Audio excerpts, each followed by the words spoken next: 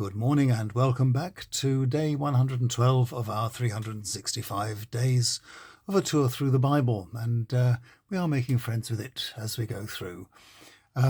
We are at the moment looking at the period between the kingdom dividing between two kingdoms of Israel and Judah, with the ministry of the prophet Elijah and Elisha, through to the fall of Jerusalem. And at the moment we're looking at the story of Elisha, and we read about him resuscitating the Shunammite woman's son. We're reading from the second book of Kings, chapter 4, verses 8 to 37. Elisha visited a rich woman in Shunem. She used to invite him to dinner at her house whenever he was in the area.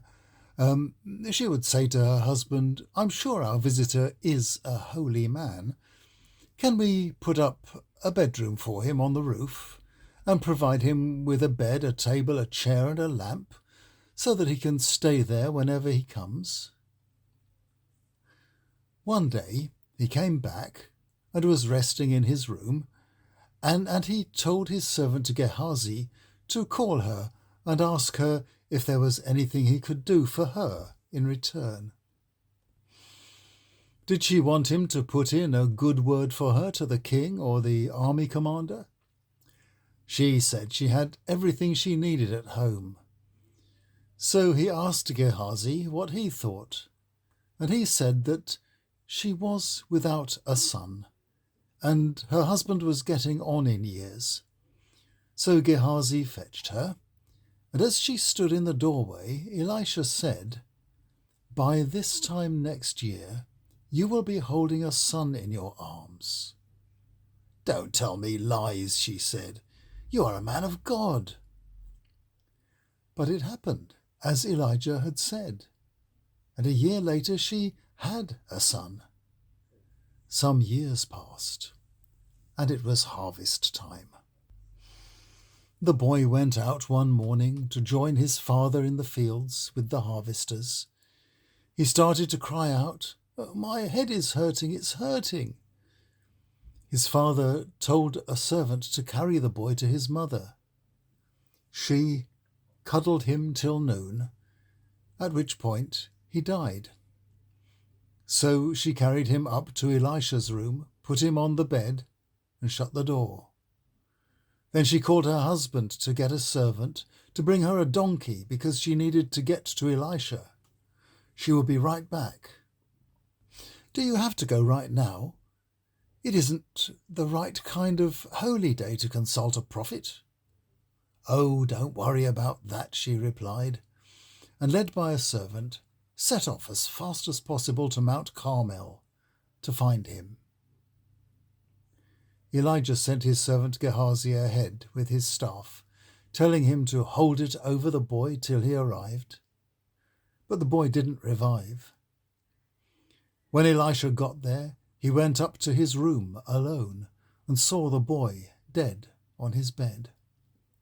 Closing the door, he prayed to Yahweh and then stretched out on the boy, mouth to mouth, eyes to eyes, hands to hands. The body began to respond.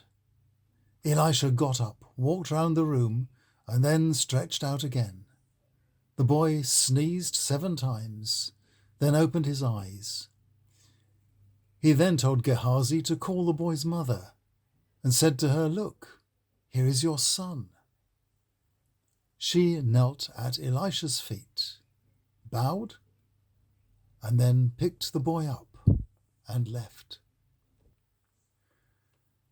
Some 32 kilometers from Carmel, where Elisha often worshipped, was Shunem, where a well-intentioned and well-off, but as yet childless lady provided him with board and lodging, thinking him to be a holy man.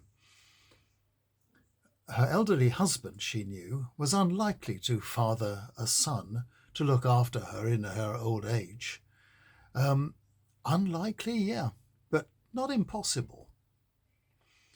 Elisha said he wanted to reward her for her hospitality, but she wouldn't hear of it.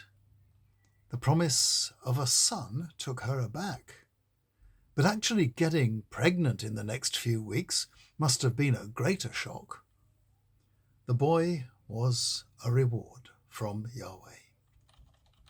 So, when the boy was a few years older and was suddenly taken ill and becoming unresponsive, the long journey to Carmel to fetch Elisha ended with her saying to him, "I never asked you for a son. I told you not to raise my hopes." Already in chapter 4, verses 1 to 7, the narrator had told us readers about Elisha miraculously providing enough oil for a poor widow so that she could get out of debt and provide for herself and her son.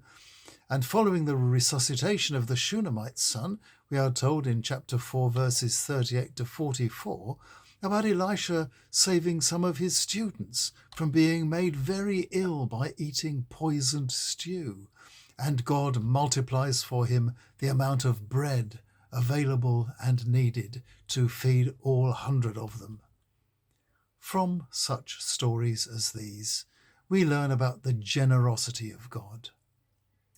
The 21st century mind asks, how did he do these things? But that was not uttermost in the mind of our storyteller.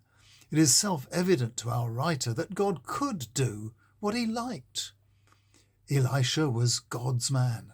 God was with him, and God was favouring him, not so much with miracles, but with generosity and loving kindness. We can't know how these miracles were performed, but being ourselves, of course, we make guesses, which might or might not be right. The intention was always not to make the reader sceptical, but thankful and amazed. Tomorrow, he teaches